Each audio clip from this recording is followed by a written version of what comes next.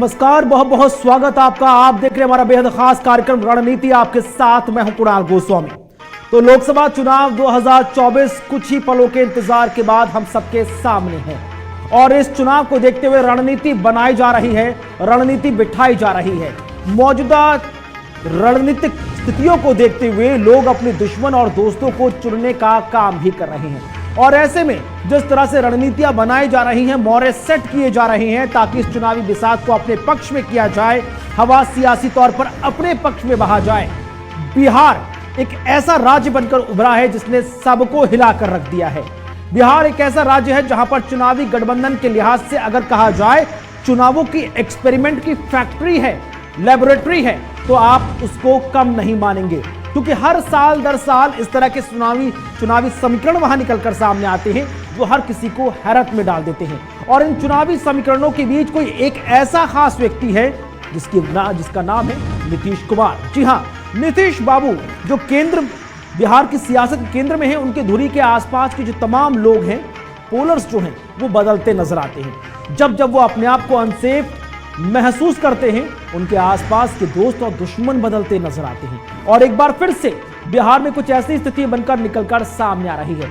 बिहार की तमाम चीजों से आप पल पल अपडेट हो रहे होंगे, लेकिन अब पर्दे के पीछे खिचड़ी क्या बन रही है, पर्दे के पीछे वो कौन कौन से तमाम इंग्रेडिएंट्स हैं जिसके माध्यम से इस खिचड़ी को ना सिर्फ पकाया जा रहा है बल्कि इसकी महक 2024 तक नजर आए, इस हिसाब से इसकी तैयारी हो रही है और इस खिचड़ी का भोग कौन कौन लगाएगा वो भी किरदार चुने जा रहे हैं। बहरहाल इसी पर हम चर्चा को आगे बढ़ाएंगे विस्तार से। हम दो बेहद खास मेहमानों से आपको रूबरू कराएंगे, लेकिन नीतीश कुमार, कोई उन्हें सुशासन बाबू कहता है तो कोई उन्हें पलटू राम कहता है।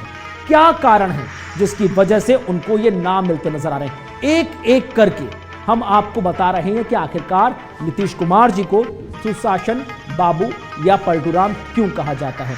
पहली तस्वीरें आप देखिए, हम आपको अब दिखाने जा रहे हैं जहां पर आपको नजर आएगा कि आखिरकार किस तरह से, तो अब आपको हम बताने जा रहे हैं कि किस तरह से आप देखेंगे तो समझ में आएंगे कि आखिरकार स्थितियां क्या कुछ नजर आ रही हैं। एक एक करके जो चुनावी समीकरण है हम आपके सामने रखने जा रहे हैं। सबसे पहले आप देखिए कि स्थिति क्या कुछ कहती नजर आती है। तो सुशासन बाबू कहें या इन्हें पलटू राम कहें, शुरुआत 2013 से हो जाती है। 2013 में नीतीश कुमार ने पहली बार पलटी मार ली थी।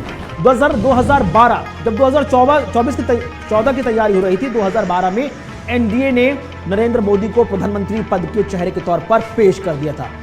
नतीजा यह हुआ, नीतीश कुमार नाराज हो गए, 17 साल पुराना एनडीए से रिश्ता तोड़ दिया और अकेले 2014 का चुनाव भी लड़ा और नतीजा यह हुआ कि 2014 के लोकसभा चुनाव में बिहार के 40 सीटों में से जेडीयू को मिली सिर्फ 2 सीटें और नीतीश नाराज हो गए, सीएम की कुर्सी तक छोड़ दी और छोड़ते हुए बड़ा दिल दिखाना पड़ेगा, लिहाजा दलित नेता जीतन राम मांझी को मुख्यमंत्री की कुर्सी पर बैठा दिया और फिर अगले विधानसभा चुनाव की तैयारी में जुट गए।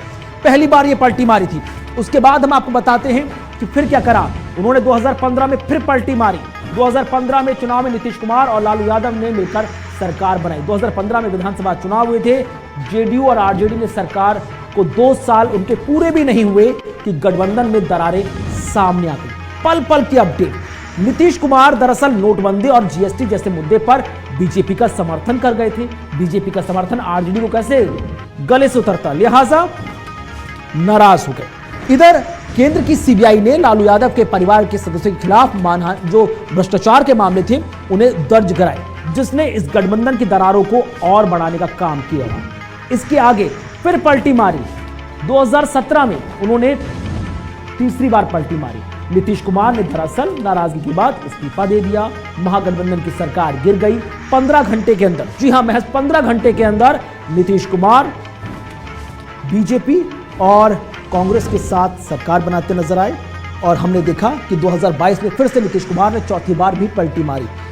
साल गुजरता जाता है, नीतीश कुमार किस तरह से फैसले लेते हैं ये तो उनके मन की बात जाने। इधर 2022 की अगर हम बात करें तो 9 अगस्त 2022 को नीतीश कुमार ने ऐलान किया कि जेडीयू बीजेपी का गठबंधन खत्म हो जाएगा, क्योंकि बीजेपी जेडीयू को तोड़ने का काम कर रही है। 2 दिन के अंदर, जी हां 48 घंटे के अंदर फिर नीतीश कुमार आरजेडी के साथ आ गए, तेजस्वी यादव को डेप्यूटी सीएम बनाया और उसके बाद फिर से मुख्यमंत्री बन गए। अब 2024 में क्या 5वीं बार नीतीश कुमार फिर से पलटी मारते नजर आएंगे। इंडिया अलायंस के फैसलों में हो रही देरी से नीतीश कुमार नाराज होते नजर आ रहे हैं। बार बार कह रहे हैं जल्दी फैसले लो, लेकिन इंडिया गठबंधन है जो फैसले नहीं ले रहा। दूसरी तरफ यह भी खबरें हैं कि लालू प्रसाद यादव नीतीश कुमार पर दबाव बना रहे हैं कि भाई तेजस्वी यादव को सीएम बनाओ और आप इंडिया अलायंस की तरफ से प्रधानमंत्री के चेहरे के तौर पर प्रोजेक्ट हो जाओ। नीतीश कुमार को वो अनसेफ लग रहा है। अब इन्हीं तमाम चीजों को ध्यान में रखते हुए गठबंधन के जो तमाम घटक दल हैं, यानी आरजेडी, कांग्रेस, जेडीयू अलग बैठकें कर रही है। बीजेपी अपने एनडीए अलायंस यानी कि जीतन राम मांझी की पार्टी, पशुपति पारस की पार्टी, चिराग पासवान और उपेंद्र कुशवाहा, इन सब के साथ अलग बैठकों को आगे बढ़ा रही है। अब मौजूदा समीकरण क्या कुछ कहता नजर आता है। कुल 243 विधानसभा सीटें हैं बीजेपी के, आरजेडी के पास सबसे ज्यादा 79 सीटें हैं, बीजेपी के पास 78 हैं, जेडीयू के पास 45 है। यह आंकड़ा अभी नजर आ रहा है। कांग्रेस के पास 19 है, सीपीआई माले के पास 12 हैं, हम यानी जीतन राम मांझी पार्टी के पास 4 हैं, सीपीआई 2, सीपीएम 2, असदुद्दीन ओवैसी की पार्टी के पास 1 और एक आजाद उम्मीदवार है जो यहां पर नजर आता है। अब पहला समीकरण क्या बनता है? अगर फिर से सरकार टूटती है, बनती है, तो पहला समीकरण यह है कि बीजेपी और जेडीयू मिलकर सरकार बनाएं। बीजेपी की 78, जेडीयू की 43, हम पार्टी की 4 और ये टोटल आंकड़ा बन जाता है 127 का, यानी कि बहुमत, यानी 122 में से 5 सीटें ज्यादा हैं, यानी ये सरकार टिक सकती है। दूसरा समीकरण क्या कुछ नजर आता है वो आप देखिए। ये विपक्षी अलायंस का है। आरजेडी की 79, कांग्रेस की 19, लेफ्ट की 16। इनको अगर आप जोड़ेंगे तो यहां पर आंकड़ा बनता है 114, यानी कि बहुमत से 8 कम। 8 सीटें कैसे आएंगी पता नहीं, लेकिन आरजेडी कवायद में जुटी हुई है। तीसरा समीकरण क्या कुछ बनता नजर आता है? तीसरा समीकरण है आरजेडी की 79, कांग्रेस की 19, लेफ्ट की 16 और अगर जीतन राम मांझी की पार्टी हम आरजेडी के साथ आती है तो 4 सीटें बनती है, तब भी 118 होती है, यानी बहुमत से 4 कम तब भी है। तो ये तमाम चीजें हैं जो हमने आपको बताई कि आखिरकार स्थितियां क्या कुछ कहती हुई नजर आती हैं।